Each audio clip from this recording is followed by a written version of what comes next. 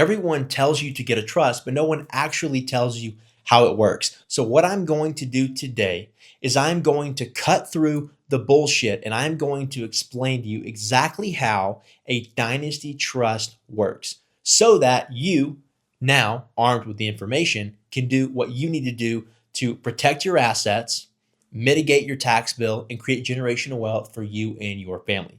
Now that we've got that out of the way that I want you to think about a trust is not as a trust. I want you to first think of an LLC because if you're a business owner, that's something you already understand. And so what is an LLC? Well, an LLC is simply an operating company.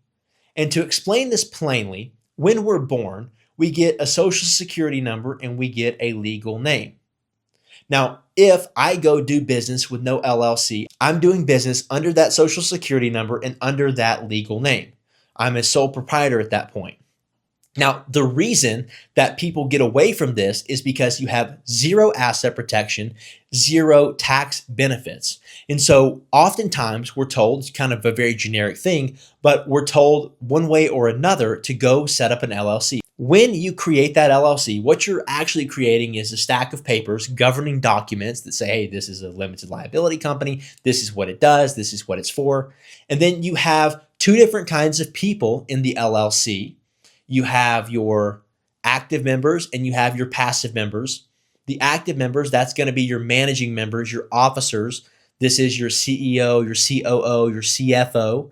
And then you have passive members in a multi-member LLC. This is your limited partner. They're not making decisions. They're just along for the ride, okay? Kind of like someone who buys Apple stock. You're not deciding how many cameras the new iPhone has, but you do get a dividend at the end of the year. And that's the way that the roles work. One makes decisions, one just gets to benefit from the decisions that this person makes.